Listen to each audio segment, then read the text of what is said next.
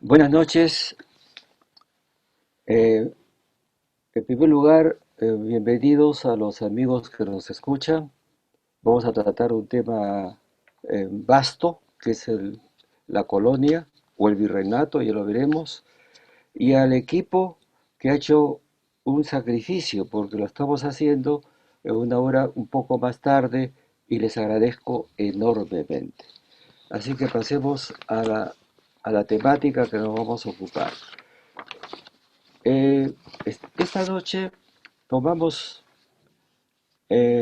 hacemos un viaje en la historia a un lugar especial e importante, que es lo que llamamos la colonia. La manera como nos vamos a aproximar a ella es la que tenemos un tanto los universitarios, cosa que aprendí en Francia en el tiempo que fui alumno y luego profesor, que es la historia es la historia. No se puede tener un prejuicio de un tema. Prejuicio, que es una hermosa palabra española, ¿no? Que quiere decir no tener una idea previa.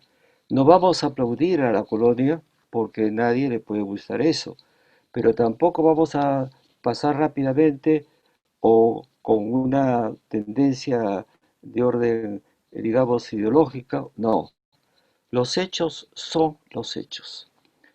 Lo digo como historiador y lo digo como sociólogo. Waterloo estuvo en la batalla, perdió, fue definitivo. No hay manera, pues, de pensar sino a partir de los hechos reales. Y entonces es importante lo que vamos a ver esta noche, porque es importante para entender el mundo anterior, el mundo de Tahuantinsuyo, y entender también la República. Por el lado del mundo incaico, hay que tomar en cuenta que la población no desapareció, eran indígenas sedentarios, no eran como los del mundo norteamericano que fueron exterminados, era otro tipo de colonización. Y quedó algo del mundo inca en muchas instituciones que he tratado de- de transmitir esa información a ustedes.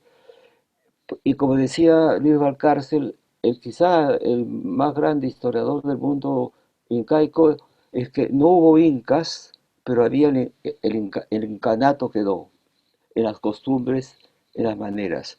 De esa misma manera, o sea, una especie de intervención del pasado en la historia ya colonial del siglo XVI en adelante, también costumbres, maneras y combinaciones étnicas y culturales de la colonia pasaron al mundo de la República y la Independencia, incluso en nuestros días.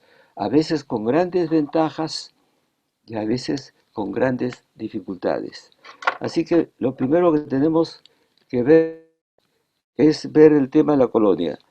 Y lo primero que tengo que decirles es que la colonia fue también una institución, una modalidad de tener el dominio de un territorio que habían encontrado los vecinos de, de- del Perú, los vecinos que hicieron un descubrimiento del Perú mismo, Pizarro, y que eran gentes que ya habían dejado España y vivían en Cuba, también en América Central, pero no habían descubierto, como Cortés descubrió el mundo azteca. Entonces, la colonia pues inicia eh, de una manera necesaria por una razón.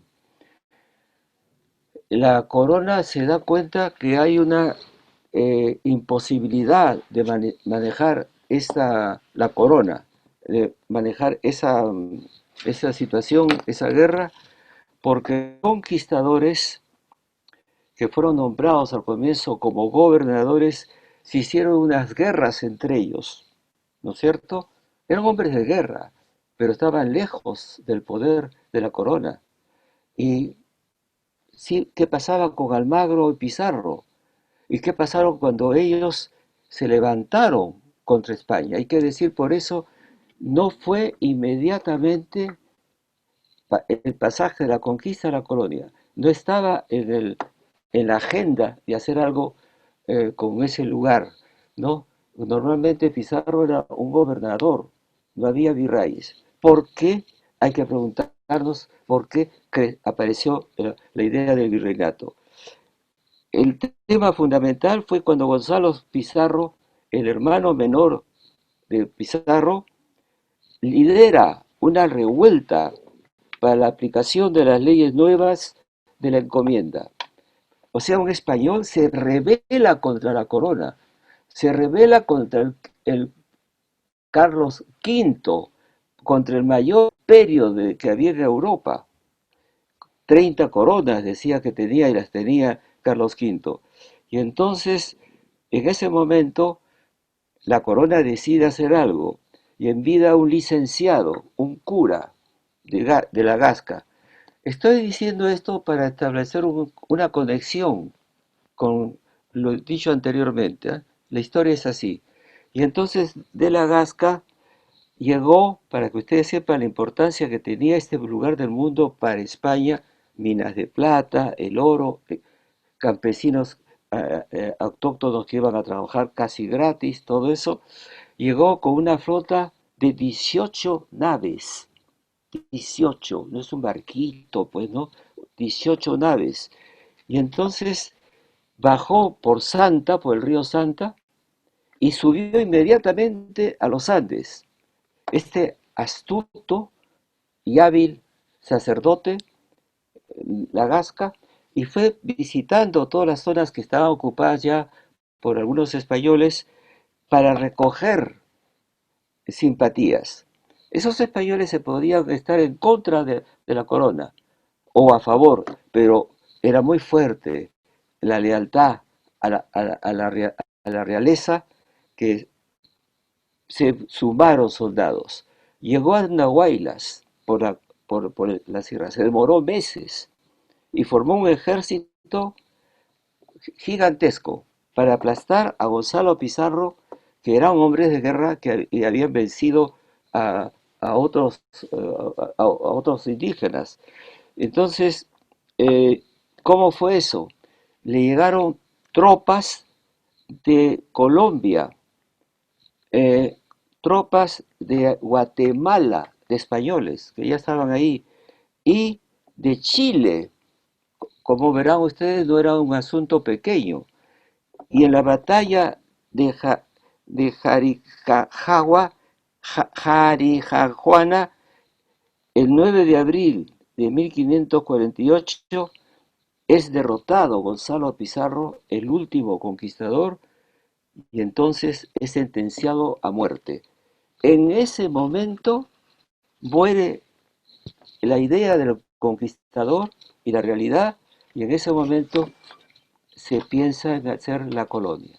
Entonces la colonia aparece, pues, como digo, con una cierta tardanza y eh, a lo que vamos a ver, ¿dónde está esto? No, no estoy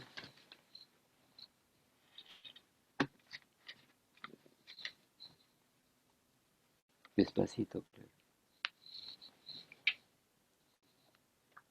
¿Acá? ¿Cuál? Pero no saca el dedo, pues no puedo. Estamos luchando con la tecnología. A ver, no, no,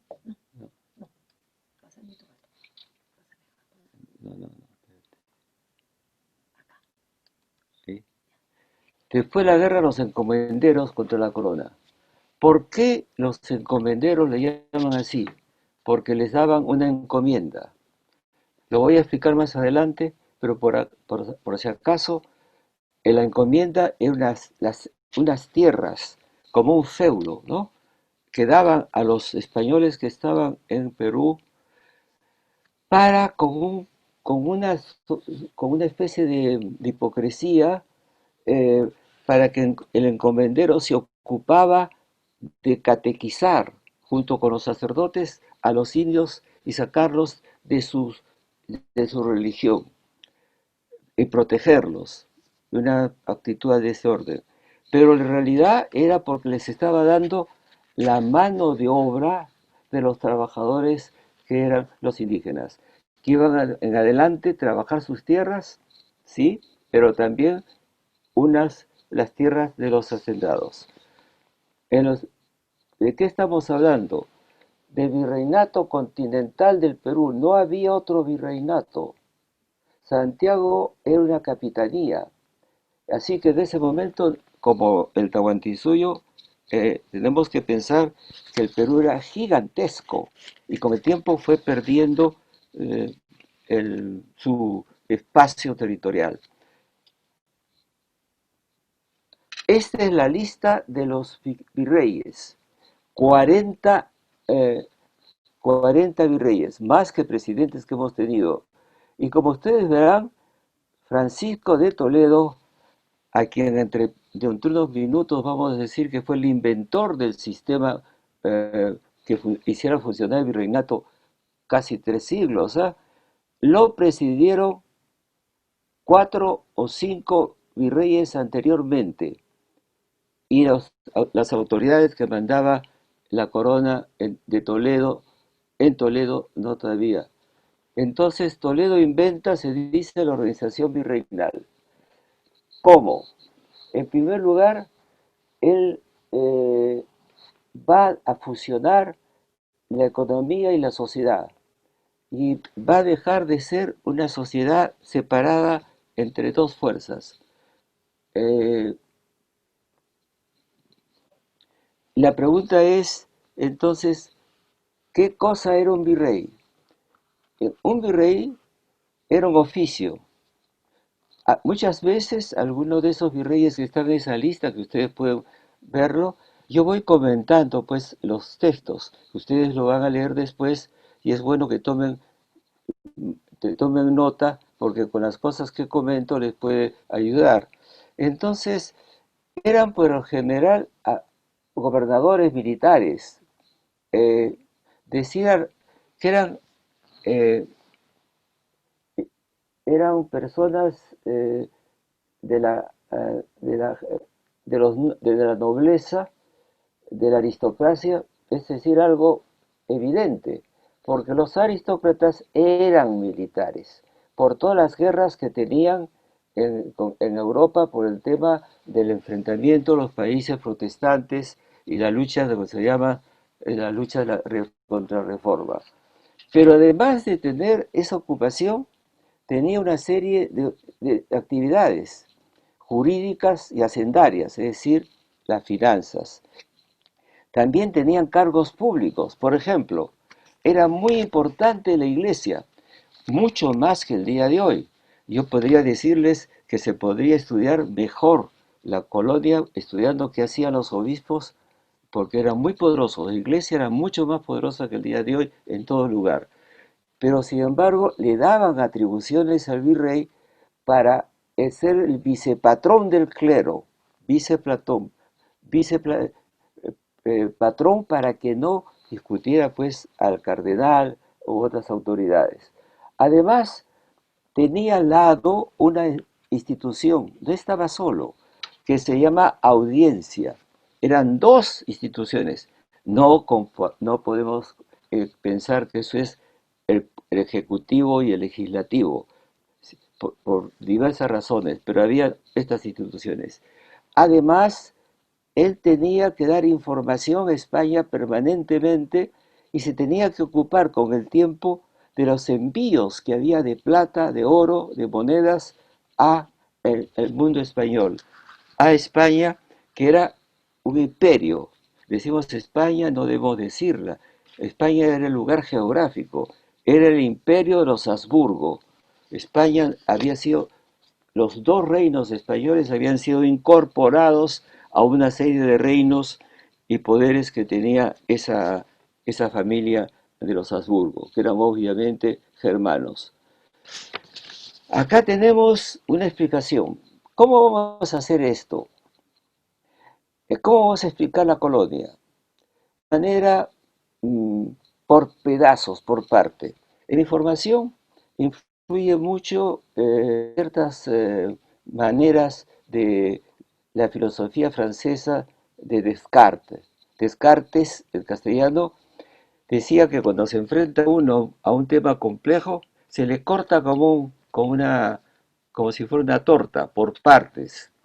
Eso se llama análisis. Y cuando se termina eso, se reúne y se llama síntesis. Eso lo sabe Clara que está a mi lado porque esto es Descartes. Entonces vamos a hacer lo siguiente. Discúlpeme porque va a ser un poco aburrido, pero voy a ir definiéndole qué cosa era la colonia en sentido de instituciones. Como lo hicimos con los incas, ¿no es cierto? La audiencia y el virrey. ¿Cuál de las dos era más importante? Se discute hasta el día de hoy. ¿Qué era una audiencia? En primer lugar, eran tribunales de justicia, como existe hoy día, diríamos nosotros, eh, la fiscalía, ¿no? El poder judicial. Y entonces, esto permitía tratar con temas legales tanto a criollos que iban a aparecer los hijos y nietos de los españoles o indios que tenían también un sistema que había establecido el dominio español. Se llamaba República de Indios y República de Españoles, pero no funcionó. ¿Por qué? Porque vino el mestizaje. Ese es un elemento que los dominantes jamás pensaron que iba a pasar. Así que nunca hubo una república de indios por un lado y otra de españoles por otro lado, porque en realidad hubo un mestizaje enorme. Y eso también es otro elemento fundamental del. Vamos más adelante. ¿Por qué comenzar las explicaciones por la audiencia? Los virreyes no gobernaron en solitario, lo estoy leyendo. En la lógica, los reyes Austria que residían en la península hispánica, se imagina qué lejos estaba, eran 3 meses de viaje en barco y pasaban hacia abajo, al final de Chile, y de 4 barcos, que eran galeones, grandes barcos, uno no regresaba. Entonces, parece, dicen muchos colegas, que el Consejo de Indias, no el rey manejaba los consejos, que eran muchos, y el Consejo de Indias había dicho a propósito que el virrey y la audiencia tuvieran las mismas actividades, de tal manera que en un momento una no gobernaba sobre la otra. ¿Qué ocurría en el momento que había un punto de vista distinto entre el virrey y la audiencia? Simplemente lo remitían al Consejo, el Consejo de Indias. El Consejo de Indias estaba en Sevilla, y eso se demoraba.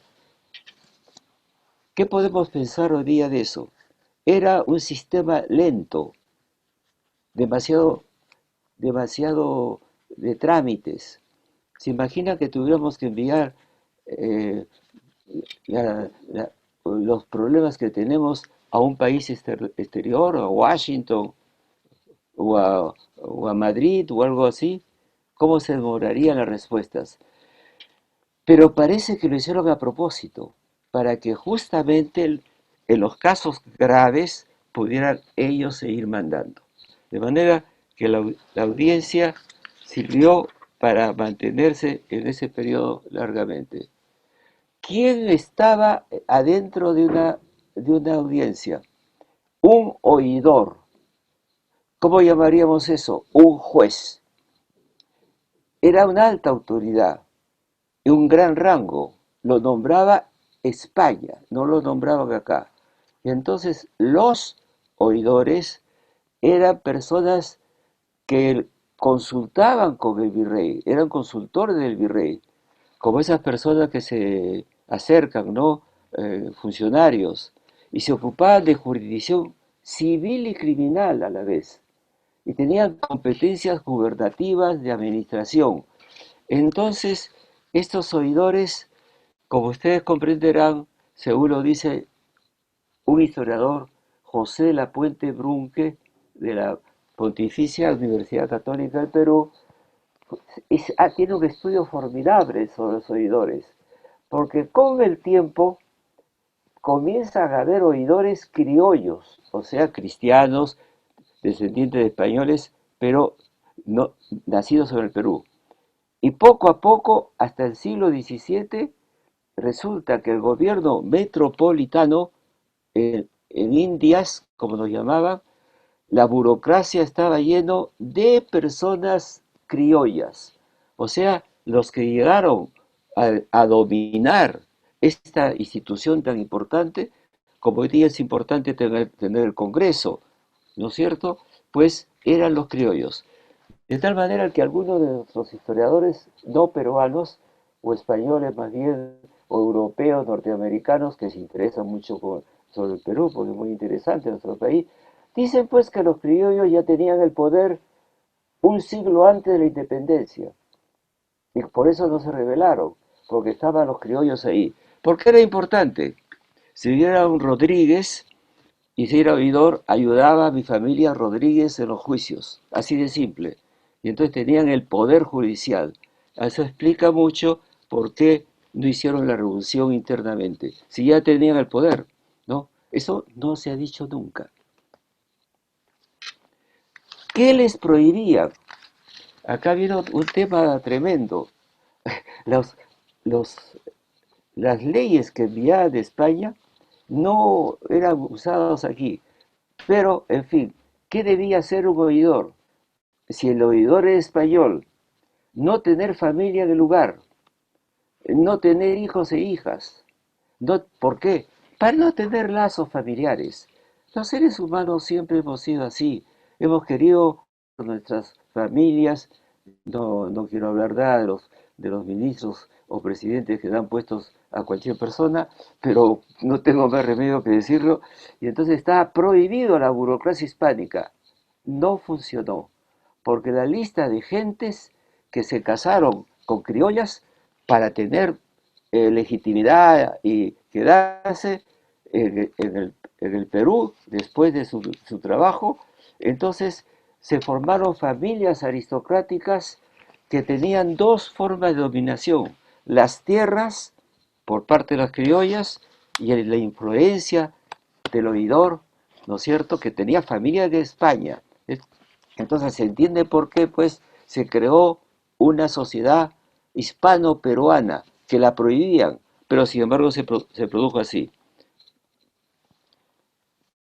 Otra institución, el corregidor. Cuando se estudia la historia del Perú, te dicen que Tupac Amaru II, que en realidad se llamaba José Gabriel Condorcanqui, mató a un corregidor. El corregidor era un funcionario real, eh, que se estaba, que lo se inventa, no se inventa en el Perú virreinal. España ya tenía, o Carlos V, experiencia de tener poder en otros sitios. ¿Cuáles eran esos sitios antes del descubrimiento de América? Tenían tierras en Italia, dominios que se llamaba, y entonces, y en España había corregidores. Lo que les estoy diciendo, que no crearon una tipo de burocracia para ni México ni Perú, sino que trasladaron sus modalidades, con lo cual es bastante lógico. Un imperio tiene ya ciertas estructuras políticas, desplaza a otro lugar. Entonces, eh, ahí los regidores los existían en España con la Isabel la Católica. Y luego en el Perú hubo corregidores. Estaban, eh, estaban ocupados en lo que ciudades que habían aparecido: Cusco, Cajamarca, estaba en Saña, que era muy importante, Chiclayo, Arica, antes del Cusco, etcétera. Entonces, el corregidor era nombrado directamente por el rey, y el periodo en el cargo que tenía de 3 años, y el nombrado estaba ahí, o 5 no, o más, no más de 5. ¿Por qué? Porque se podía enamorar al país, o comenzar a tener demasiado dinero o lo que fuese, regresaba. Esos corregidores, ¿a quienes veían? Eso es muy importante, mis queridos amigos, muy importante. era el vínculo real, funcionario del poder dominante con la población indígena. ¿A través de qué? De los curacas que habían sobrevivido. Hubo curacas durante el Tahuantinsuyo, eran importantes, y hubo curacas en la colonia. Si no, no entendemos cómo funcionó eso. ¿Por qué no hubo una revolución? Porque simplemente había una vinculación muy estrecha con, con el curaca. ¿Qué era la encomienda? Acá volvemos con la encomienda y es importante. Miren ustedes lo que está puesto en ese texto. Con fines de evangelización, reagrupando un territorio y centenares de indígenas. Incluso les servían hasta para servicios domésticos. La corona había rechazado la esclavitud, pero la encomienda era esa institución que, que produjo una serie de problemas, ya he dicho, el levantamiento de los encomenderos.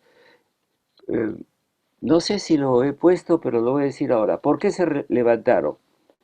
Se levantaron porque Carlos V, movido de la compasión de los indígenas, porque Bartolomé de las Casas, el gran Bartolomé de las Casas, el gran amigo de los indios, ¿no? Le dice al emperador cómo maltrataban los españoles a los indios. Y entonces da una ley para que el encomendero solo tenga 2 generaciones de encomenderos, o sea, el que lo recibe y el hijo, nada más. ¿Qué esperaban los conquistadores? Ser como los señores feudales, ser una dinastía de señores que iban a tener hijos y nietos con tierras. Al decirles que la encomienda no iba a hacer eso, se caía todo el castillo imaginario que tenía.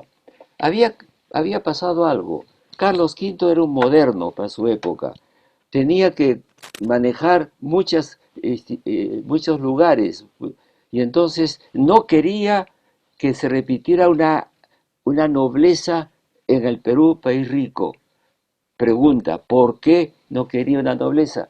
Sepan ustedes que todos los reyes de Europa tenían problemas enormes con la nobleza. Era un grupo importante, el rey mismo era uno de ellos. Y entonces eran muy hombres de guerra, de complot, de dificultades. Con el tiempo los vencieron en Europa, con eso que se llaman, y estudiaremos más adelante, se llama simplemente los, las monarquías absolutistas. Solamente el rey tenía razón. Pero entonces en América era un riesgo muy grande y tenían que modificarlo. Por eso pasó esto. ¿Qué cosa, por qué nos importa esa historia? Porque la encomienda de indios fue recurso para la corona para satisfacer los reclamos de los primeros conquistadores. Y luego continuó en parte en la colonia. Y luego ese es la abuela o el abuelo del latifundio en la República. Prácticamente, cuando yo he hablado de la reforma agraria, que no es solamente una reforma agraria, sino de la manera de elaborar, hay que saber que el latifundio que hacía trabajar en el siglo XIX y XX a los campesinos para prestarles lotes a los arrendiles llamados, a los que eran arrendatarios, pero no compraban la tierra, no podían. Eso es una herencia colonial y se detiene en 1969. Déjeme decir que había algo muy poderoso en el mundo andino y en la costa, todavía colonial, que era los nietos del eran las formas feudales de manejar con la gran hacienda. Ahora bien, si los campesinos tenían que trabajar en sus aldeas, en sus aullos, con su curaca, su tierra, ¿sí? Pero tenían que hacer un servicio, hacer la mita.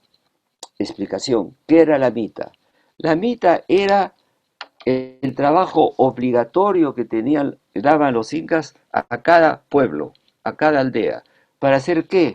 Obras públicas, caminos, puentes, murallas, templos, todo eso que nos admira. Si usted va a Sacsayhuamán, si usted ve pues lo que queda de los caminos del Inca, entonces entenderá que el mundo Inca lo usaba para bienes públicos.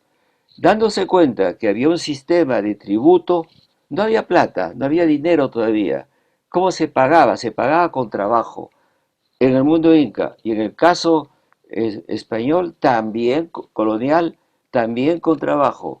Y era un trabajo obligatorio para poder hacer trabajos para las tierras del ganado, de los trabajos. Y se ha estudiado, por ejemplo, en el caso de Chucuito, que está cerca del lago Titicaca, Martín Cusi, en una visita que ha recogido Valdemar Espinosa Soriano, recoger, pues que hay 60 indios que iban constantemente a hacer el trabajo que él tenía que hacer con sus campesinos. Entonces, esto, la mitad era un trabajo forzado y algunos campesinos también se quedaban ahí, porque se quedaban en Potosí y cambiaban de oficio, porque les pagaban salarios, en ese caso, cuando se quedaban. Esa fue la mitad. ¿Qué se inventó? ¿Cómo creen ustedes que un imperio puede eh, dominar una provincia que está lejísimos? En ese momento se decía, algo está más lejos que Lima, para decir que estaba realmente al otro lado del continente, mirando al Pacífico, todavía más lejos que México, que tiene pues una zona atlántica, tiene playas en el Atlántico y en el Pacífico. En Veracruz, una de ellas la primera que visitó Cortés. Simplemente crearon, fíjense, van formando instituciones en función de este regalo, de esta sorpresa que era la tierra del Perú y México. Casa de contratación, ¿qué significaba? Que no había ningún barco que saliera de ningún puerto, no digo de Europa, de España misma, si no salía pasando por la casa de contratación, que estaba en Sevilla, que era un puerto fluvial. ¿Por qué un puerto fluvial y no al pie del mar? Porque había guerras con los españoles, pero los españoles con los franceses, los ingleses, etcétera, a 100 kilómetros de la costa. En ese momento estaba en Huelva o Cádiz el puerto principal. Y entonces la casa de contratación controlaba dos cosas. Lo que se llevaba al Perú, al virreinato del Perú, y las gentes que iban. O sea, sabemos eso porque existen los archivos. Sabemos qué personas venían a este mundo, a las Indias. Y sabemos también quiénes no venían. Estaban prohibidos de ir del mundo hispano ni vascos ni catalanes, para no confundir más a los indios y a los criollos, una sola lengua. Por eso es que no sabemos acá hablar vasco ni Cataluña. Entonces ya tenemos una casa de contratación, estamos por la mitad del tema. El Tribunal de Consulado de Lima. ¿Qué cosa es eso? Eso no lo inventaron los españoles. Ya comenzaba a hablar, a existir una capa social que no era solamente peninsular, sino más bien criolla. Los comerciantes criollos necesitaban un juzgado para sus litigios y juicios. Ustedes conocen empresarios que no tienen litigios, entonces se creó la Tribunal de Consulado de Lima. Así que ahí se veía en la Cámara de Lima hasta el año 1822 los valores de los precios, las reuniones de los tribunales para comercio colonial. En esos 2 siglos y medio, invento para únicamente el caso del Perú.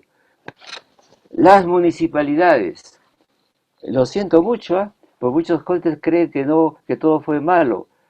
La municipalidad es el nombre que le dimos a lo que llamaban cabildo. Es una administración local, como ahora, con un rol de gobierno económico local de vida cotidiana y con un alcalde con una serie de cargos y regidores. Todo eso no viene de la República, viene del mundo colonial. Luego, ¿qué dice un filósofo, un sociólogo extraordinario como es Estado de Indias? Voy a leerles solamente la primera parte. La economía política de esas Indias aisladas, tuvo graves defectos porque en lo esencial no salió de la esfera de los favores. ¿Se dan cuenta de lo que está diciendo eso? ¿Qué son los favores? Los favores que uno hace a un pariente, los favores que uno hace a un amigo, los favores que uno hace y que están fuera de la ley, y esto viene del periodo colonial. Y Weber, que nunca se ocupó de la colonia, pues estableció este tema de los favores. Nos viene de la colonia esa suerte de dar privilegios para formar no clases sino estamentos y no contar pues con lo que debe ser el mérito, la meritocracia y no los favores. La iglesia, importantísima, nunca fue tan poderosa, porque la conquista no solamente fue una conquista militar en el campo económico y en el campo también de las instituciones, sino una conquista religiosa. Hubo un cristianismo militar. La idea fundamental era que no estaban ahí solamente para dominar, sino para transformar el pueblo indígena en un pueblo cristiano y sacarlos de sus demonios, como los llamaban. Como ustedes comprenderán, eso ocurrió. La población indígena dejó de adorar las huacas, sus apus. No me digan ustedes que la población indígena peruana no es católica. No estoy diciendo que eso sea bueno o malo. Hay también combinaciones, sería muy largo de conversar, hablar de eso, porque hay una suerte de ambigüedad y algunos cultos y rituales se parecen muchísimo a los tradicionales, pero la iglesia era muy poderosa. La iglesia la podemos ver de dos maneras. Podemos encontrar que la evangelización fue algo francamente impresionante de dominación, de intolerancia a las costumbres que tenían los indígenas. Hubo extirpaciones de idolatrías, persecuciones de lo que consideraban que eran brujos y eran sacerdotes del antiguo Perú. Pero también, vamos a decir, como ustedes ven, trato de ser neutral y decir por una parte, por la otra. ¿Cómo es que sabemos cómo eran los indios de esa época antes que llegaran los españoles? ¿Cómo es que sabemos sus creencias, ritos y mitos? ¿Cómo sabemos? Porque los clérigos aprendieron las lenguas nativas. Era la única manera de saber la cosmovisión de los autóctonos. Y entonces cualquier antropólogo sabe cuáles eran los ritos, los mitos, sus dioses. O sea, era una anticipada antropología. Entonces, si uno quiere saber cómo era ese mundo que no tenía libros, los incas no tenían libros como tenían, pero tenían contabilidad, los quipus. Pero aquí hay que decir que los sacerdotes que aprendieron las lenguas locales nos hicieron favor. Se hubiera perdido. Tenía un método de transmitir oralmente, pero oralmente es muy blando, se pierde, se, se muere el que sabe, etcétera. Entonces, y por una cosa también que hay que decirla con cierto cinismo, lo dice Esteban Todorov dice la conquista de América es la conquista del otro, pero el otro no lo entiendo. Y se hacen tres cosas en ese proceso. El primero es tres pasos. Comprender cómo son, tomar y destruir. Y de ahí sale el mestizaje no solo biológico, sino de culturas.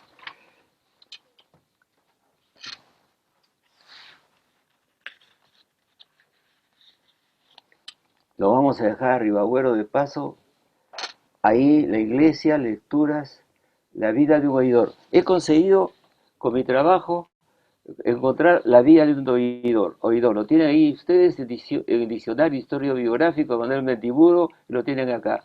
Pasamos al siguiente paso. Daños y ganancias de la colonia. ¿Qué tienen ustedes delante ahora en este momento? Las epidemias. Esta es una contabilidad de Quito, Cusco y Lima. O sea, ocurrió en los tres lugares. ¿Ah? ¿De qué se enfermaban? En 1532, sarampión, viruela,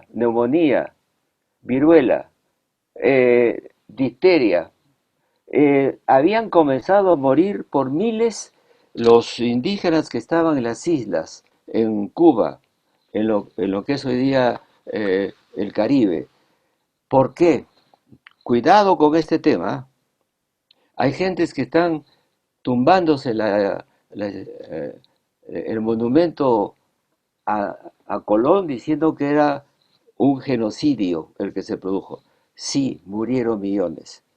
Pero estas personas que traían sus microbios veniales para nosotros, no peligrosos, un estornudo de un español mataba a una aldea. ¿Por qué? Por eso que he comenzado a explicar, porque este brazo de la humanidad no tuvo contactos con el viejo mundo y entonces no se pudo inmunizar. Eso es importante, lo entendemos fácil hoy día, cuando decimos, ¿no es cierto?, la inmunidad por, como lo decimos, eh, por rebaño, nos estamos inmunizando. Los indios pobres no estaban inmunizados de nada de esto. Lo que un español era una gripe, para ellos era una pulmonía. Y entonces la población descendió enormemente. Este es un tema importante. No podían saberlo porque saben que no sabían que existían los microbios. ¿Cuándo se descubrieron los microbios? Si fue una clase presencial, les haría la pregunta. Esperaría quién le mataría la mano. No, Pauster, en 1885. O sea, durante siglos no sabíamos que había animalitos que se llamaban microbios. Era la primera vez que lo vimos. Ya sabemos de dónde vienen ciertas enfermedades. Entonces, la población se vino abajo. En España, en México fue terrible. Había 25 millones de mexicanos huastecas cuando llegó Cortés. En un siglo se quedó en 1 millón. 1 millón. Y en el Perú había 13 millones de habitantes y se quedaron en 600.000 personas. Y entonces comenzaron a crecer poco a poco y recuperaron su población a lo largo de los siglos de la colonia. ¿Qué se produjo Fue muy importante. En primer lugar, no hubo una revolución indígena. Cuando le digan, no se levantaron, pero ¿cómo se iban a levantar? Estaban destrozados en términos familiares, de mano de obra, etcétera. Y en ese momento vino el lado bueno. No bueno, pero en fin, los españoles se dieron cuenta que los indios los necesitaban, no por amor cristiano y estas cosas solamente, sino si es que las tenían, sino porque simplemente necesitaban estos trabajadores. Y entonces comenzaron a cuidarlos y los indígenas. Entonces los campesinos pidieron algo por eso. No nos toquen nuestra tierra, nuestras tierras. Vamos a tener tiempo para trabajar sus tierras de ustedes y las nuestras. Y la iglesia los protegió. Y por eso los sabios no desaparecieron. Y eso por eso existen hoy día las comunidades campesinas. ¿Cuántas comunidades campesinas hay? Mis queridos amigos, hay 7.000 comunidades campesinas en el Perú. Son el resultado, la supervivencia del pueblo indígena con sus sabios durante el periodo colonial. De manera que hubo arreglos, convenios, pactos, que no se dice, si no, no hubieran durado ni los unos ni los otros. Seguimos, pero no puedo ocultar nada con lo que tienen ustedes delante. En este momento, ustedes tienen las diversas formas de explotación de la mano de obra de los campesinos en ese periodo.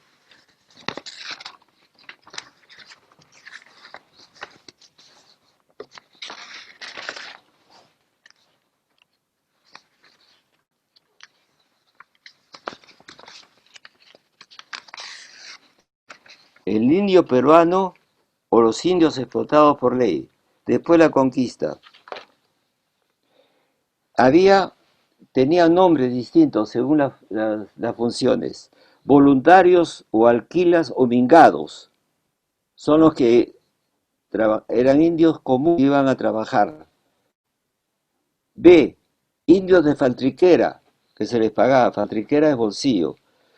Indios de plata, los que iban desde el siglo XVII a las minas. Cargueros, obviamente, su nombre, que transportaban materiales a Potosí. ¿En qué? En burros, pues, y en llamas. Pastor de ganado mayor menor, mitayo se llamaba eso. Michis, el que guardaba las mulas. Indios cachis, llamados chasquis. Pongos, el pongo era una persona que iba al trabajo doméstico. Yo lo he visto en las haciendas en los años 50 y 60. El pongo iba al trabajar, la señora, los niños, todos al trabajo. Indios picotas, que trabajaban con los corregidores. Mita de niños para sacerdotes. Los niños no se escapaban al trabajo. Cocineras de la doctrina, indias ancianas que iban a darle servicios a los sacerdotes, y siento decirlo, servicios en muchos casos, servicios sexuales. Cocino de la doctrina, yo no quiero callar las cosas que sabemos en la historia. Y formas que se llamaban yanaconas. Yanaconas no tenían una gran importancia y eran los trabajadores desesperados, los más pobres que trabajaban gratuitamente por la comida. Vamos a pasar a algo mejor. Vamos a pasar a Garcilaso, testigo de vida, y el tema de la culturación. Y rápidamente, pues un tema bien bonito. Tienen ustedes que saber que Garcilaso era el hijo, ya lo sabemos todos, el hijo de un conquistador y de una justa princesa, pero cambiaba de nombre. Gómez Suárez de la Vega, y en Montilla, mi maestro, el doctor Porras, se encontró en unos documentos de la iglesia que lo habían guardado felizmente, que fue el primer momento que se puso a decir el Inca Garcilaso. El Inca Garcilaso ya no pudo volver nunca al Perú porque estaba prohibido que los hijos de aristócratas regresaran. Había habido un levantamiento pues, del primer Tupac Amaru I. Voy hablando rápido, pero Garcilaso, ¿qué conoció? 20 años estuvo en el Cusco. A los 20 años su padre le envió a estudiar a España y ya no volvió más. Y entonces Garcilaso, que tenía un recuerdo muy grande de lo que era el momento de transición cultural que era del periodo del Tahuantinsuyo a la colonia. ¿De qué se trata? Se trata, y yo he trabajado eso a partir de un librito que lo pongo acá, bien cerca, que se llama Garcilaso, testigo de vista. ¿Y testigo de vista de qué? De lo que van a ver inmediatamente. Acá tengo la filtración cuando era director de la Biblioteca Nacional, al diablo esto, adelante. ¿Qué ven ustedes acá? Ven ustedes unas, unas vacas en el Costco. ¿De quién es esas frases? De Garcilaso. ¿Dónde están? En los comentarios reales. Me tomó el trabajo de ver qué decía de eso. Perú del año de 590 acá, eso es Garcilaso. Me escribe del Perú que valen las vacas en el Costco a 6 y a 7 ducados. Comprados 1 o 2, pero compradas en junto valen menos. El siguiente, primer borrico. Mis queridos amigos, no había burros de trabajo en el mundo inca. Y entonces acá está el burro. Y es con esos dibujos de acuarelas. Y unas acuarelas bellísimas que me he tomado la libertad de unirla porque vienen de una de las mejores cosas que se tiene de ese periodo.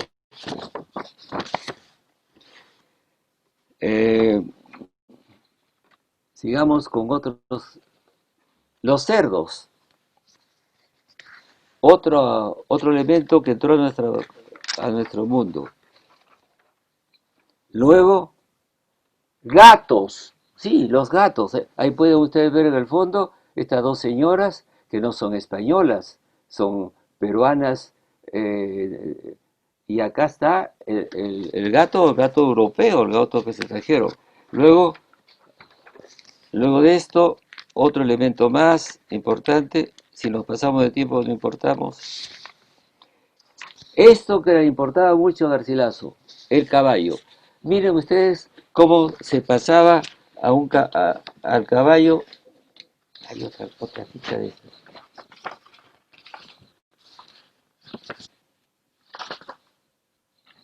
Eh, Se pasaba de esa manera, como se ha pasado mucho tiempo en la sierra, cuando no había, y se sigue haciendo.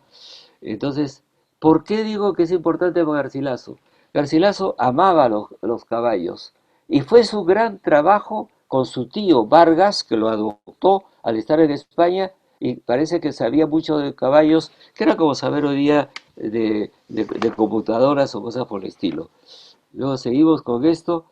Estas son unas acuarelas de un libro formidable hecho por un obispo colonial, Baltasar Martínez Compañón, lo repito, Baltasar Martínez Compañón, que se llevó a un artista para que hiciera estas acuarelas formidables. Entonces, acá ustedes tienen la vida del mundo colonial en este momento que comienzan a intervenir no otros elementos que no son pues los tradicionales, sino el ganado bovino para el agro, para poder en el agro poder trabajar mejor, ¿no es cierto? No solamente con las maneras tradicionales, que eran una suerte una madera que se metía en el suelo. Esto era mucho mejor. ¿Qué otras cosas llegaron con la colonia en este periodo? El trigo. No había pan de trigo hasta el año 1540. Eso lo dice Garcilaso, el obispo de aquella ciudad, don Fray Juan Solano, dominico natural de Antequera, vinieron huyendo a la batalla de Guarina, se hospedó en casa de mi padre, dice Garcilaso, con otros 14, 15 camaradas, y mi madre le regaló con pan de maíz. Los españoles se quedaron muertos de hambre. Acá está el floripondio. Es una planta, mis abuelas decían que alguien se vestía mal, es un floripondio. O sea, una combinación bastante, eh, bastante eh, excesiva, ¿no? Y luego la coca nuestra, ahí está. Eso sí, no vino de otro lado. Y sirvió mucho tiempo. Pero esto también, el algodón nuestro. Es uno de los mejores algodones del mundo, ¿no? Y esto es parte de lo que llegó. Entonces, ahora bien, viendo todo esto, preguntemos, ¿qué era colonio o virreinato? La palabra colonia es una palabra que viene de cuando los ingleses intervienen en América, en lo que va a ser Estados Unidos y también en el Caribe. La palabra se ha quedado, pero una colonia es cuando un grupo humano parte, como pasó con la migración a Estados Unidos, y no se ocupa de la población indígena, sino más bien de poblar el lugar. Eso comenzaron con los griegos, los fenicios, los romanos, cuando había demasiada población se iba a otro sitio. Ahora bien, lo que quiero mostrarles acá son el otro elemento fundamental de la colonia. ¿Qué van a ver ustedes ahora? Cuadros de personas mestizas a lo largo del siglo XVI hasta el XIX. Como ustedes verán, esa mujer que está ahí tiene un niño más blanco que ella, ¿no? Y vamos a ver otros casos. De nuevo, podemos ver gentes que podemos decir que son mestizos, cholos, españoles, que el señor de bigote que está ahí, acá. Y miren este cuadro tan hermoso del niño que evidentemente es de la madre india y acaso también de un español. ¿no? Y esto es cuadros coloniales. Miren cómo están vestidos el mestizón español Muón, esto viene otro, 1800, la mestiza la- y el español se visten, el español se viste con ropa de los mestizos y la mestiza con ropa de españoles. Entonces, estos son elementos fundamentales para entender qué pasó en el periodo colonial. Pasó todo esto. Epílogo de esto, acá está la esposa de, del rebelde Tupac Amaru II, que era muy fina, muy inteligente, eh, y vino y fue sacrificada también en la revolución. Eso se llama aculturización. Eso es un concepto para grupos de individuos que pertenecen a culturas diferentes y que están en contacto directo y corriente. Es decir, de alguna manera el mundo indígena se españolizó. La iglesia, ¿no?